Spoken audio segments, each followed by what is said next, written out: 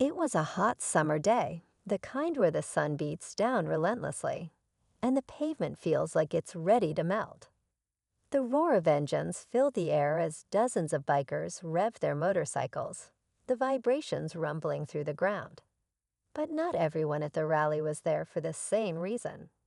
Some came to show off their skills, while others came to feel the rush of the open road. Among them was a man, a rider who had been known for his sharp tongue and cold attitude. He wasn't there for camaraderie or to embrace the biker community. His presence was about one thing: dominance. He believed that some people simply didn't belong in the world of motorcycles, especially those who didn't look like him. His prejudices were no secret, and for him, it was all about the thrill of being a part of something exclusive. He had little time for anyone who didn't fit his narrow view of what a real rider should be. But that was about to change. As the crowd gathered in bikes lined up for a race, the man stood by his bike, scanning the crowd with a look of quiet superiority. He could tell that there was something different about one rider who caught his attention. A black biker, dressed in worn leather and a helmet that covered most of his face, was getting ready for the race. There was no intimidation in his eyes, no sense of trying to prove something. He simply stood there, calm and composed, as if he had nothing to prove to anyone. The racist rider sneered, clearly thinking to himself, "He doesn't belong here." This wasn't just about the race. For him, it was a challenge of principle. What happened next, however, was something that the man could never have predicted. The race was more than just a race. It was an opportunity for both riders to prove themselves, not to the crowd, but to each other. As the engines roared and the riders took off, the racist biker pushed his machine to the limit, believing this would be his easy victory. He was fast, but he underestimated the other rider. His focus was unwavering, and his control of the bike was unlike anything he had seen before. As they tore down the track, the black biker showed his skill, navigating each curve with precision, his bike hugging the turns like it was an extension of his body. The racist rider found himself struggling to keep up, something that had never happened to him before. He fought the urge to lose control, pushing harder, but every move felt more desperate. The black biker, calm and steady, slowly pulled ahead. The crowd roared, but there was no arrogance in the way the black rider raced. He wasn't trying to show off, he was simply doing what he knew best. But then something unexpected happened. Just as the finish line was in sight, the racist rider's bike sputtered, the engine failing as he desperately twisted the throttle. His heart sank. This wasn't how it was supposed to go. As he coasted to a stop, his frustration boiled over. But before he could react, he saw something that completely shattered his world of assumptions. The black biker, instead of speeding ahead to claim victory, slowed down and pulled over. He turned his bike around and rode back toward the struggling rider, who was now walking beside his broken bike. The crowd quieted as they watched in disbelief. The black biker didn't have to do this. He could have easily left him behind and won, but instead, he offered help without a second thought.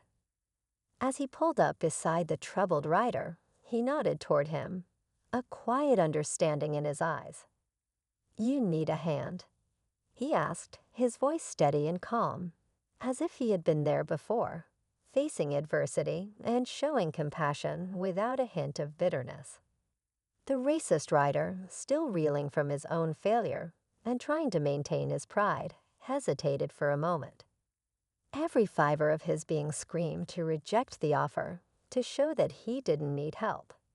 But there was something about the biker's calm presence, the humility in his actions, that made him pause. For the first time, he felt a sense of shame. Shame not for losing the race, but for the ugliness in his own heart. With reluctance, the man nodded. "I guess I could use a hand," he muttered, his words barely audible. The black biker smiled, a small but knowing smile. And without a second thought, he got off his bike and walked over to help. As they worked together to fix the broken machine, there was an unspoken shift in the air. The racist rider, still processing everything that had just happened, couldn't help but feel a deep sense of humility. Here was a man who had every reason to show bitterness, to hold resentment, yet he was offering kindness instead. His own actions, his own hatred, suddenly felt so small in comparison. As the two bikers worked together, the crowd watched in stunned silence. No one had expected this outcome, not the race, not the help, and certainly not the transformation that was starting to take place in the racist rider. The tension hung thick in the air as the two men shared a look. The crowd waited, wondering what would come next. Would the racist rider take this lesson to heart? Or would he go back to his old ways, forever locked in his small view of the world? The story was far from over. What happened next would change both of their lives forever. The moments after the race felt like they stretched on forever. Both men standing beside the broken motorcycle, the weight of the silence between them heavy. For the racist rider, everything that had defined his world up until that moment seemed to collapse around him. He had always believed that success was about being better than everyone else, about asserting control over others, especially those he considered different.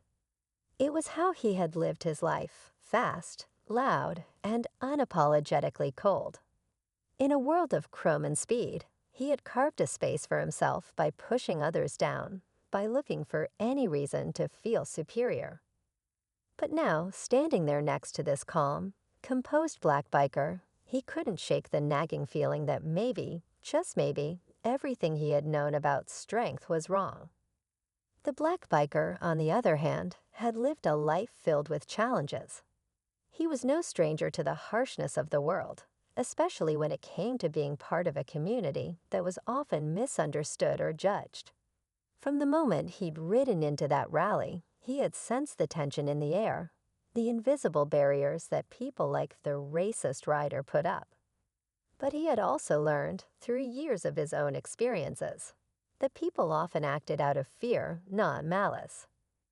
Fear of the unknown, fear of change, and in many cases, fear of their own vulnerability. He had been in situations before where he had faced hatred, mockery, and disdain. But he had also been in situations where he chose not to fight back with anger, but with kindness. He wasn't there to prove anything. His bike wasn't a symbol of defiance or rebellion. It was a symbol of freedom, of overcoming the obstacles that life threw his way. And when he saw the other rider struggling, he didn't think twice about offering help. But even now, as they worked together in silence, he couldn't help but wonder. The tension between the two men felt like a storm waiting to break, and the rest of the rally-goers seemed to sense it too. They gathered in small groups, whispering to each other, unsure of how to react. Some were excited by the unexpected turn of events. Others were uncomfortable, unsure of what would happen next. The usual bravado and competitive energy had been replaced by a nervous kind of anticipation, as if everyone was holding their breath, waiting for the next chapter of this strange encounter to unfold. As they finished fixing the bike, the racist rider stood there, staring at the ground, his mind racing. He didn't want to admit it, but he couldn't deny that the black biker's actions had shaken him to his core. In all his life, he had never been forced to confront his own prejudices so directly. He had built up walls around himself, walls made of judgment, hate, and superiority. And now, with every passing second, he could feel those walls slowly crumbling. But the question remained, was he ready to change? Could he change? The black biker sensed the internal conflict bubbling beneath the surface. He had seen it before, people who were so caught up in their own pride and fear that they couldn't take that first step toward redemption. It wasn't easy to change, especially when the world had taught you that your value was measured by how much power you had over others. But he also knew that change wasn't always about big gestures. Sometimes it was about small acts of humility, moments of self-awareness, and the willingness to look at the world through someone else's eyes. The racist rider's hand tightened around the handlebars of his bike as he tried to push away the discomfort growing inside him. He glanced over at the black biker, who was wiping his hands on his leather jacket, completely unfazed by the whole situation. The contrast between their worlds couldn't have been more apparent. The black biker had never needed to prove anything to anyone. He had earned his place through skill, respect, and a quiet strength that came from within. The racist rider, on the other hand, had spent his entire life trying to convince others of his worth, building his identity on the fragile foundation of prejudice and arrogance. Now, standing face to face with someone who embodied everything he had rejected, he couldn't help but feel a deep sense of shame.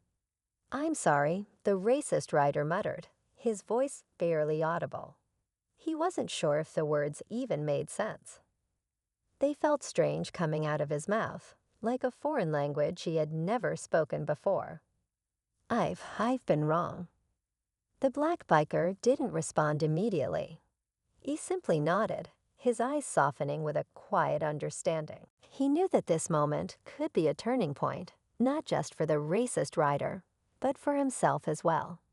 He had often wondered whether he could make a real difference in changing someone's perspective, or if his efforts would always be met with resistance.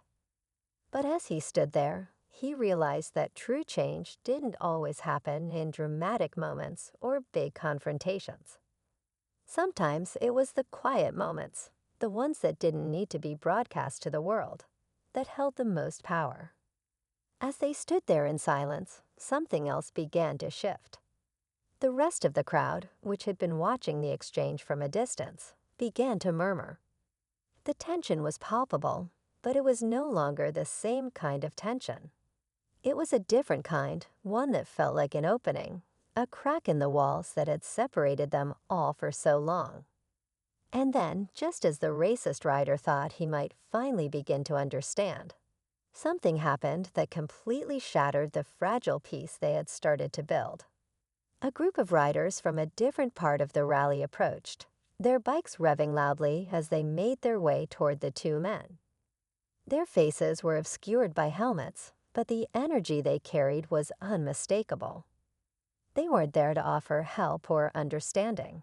They were there to assert their dominance, to remind everyone of the hierarchy that had always existed in the world of bikes.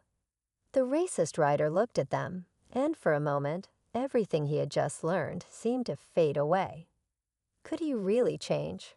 Or was this world too ingrained in him, too steeped in hatred, to let go of the past? The black biker sensed the shift immediately. He didn't look away from the approaching group, but his posture changed. He stood tall, ready for whatever came next. The moment of truth was upon them both. Would the racist rider stand by what he had just learned, or would he fall back into the cycle of hatred that had defined his life for so long? The approaching riders grew closer, and the air seemed to thicken. The moment was tense. Would it break them, or would it finally free them?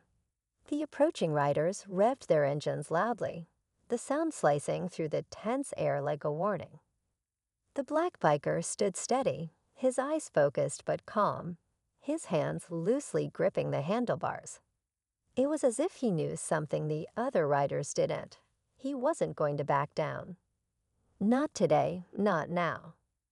The racist rider, on the other hand, felt a surge of panic.